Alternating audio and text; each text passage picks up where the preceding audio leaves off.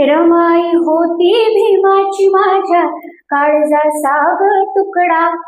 रमाई होती भीमाची माझ्या काळजा साग तुकडा. कसा शोभून दिसतो भीमा संगे रमाई साग मुखडा. कसा शोभून दिसतो भीमा संगे रमाई साग मुखडा. कस सोन्यानं अडवून मळवून दिलं हे घरदार.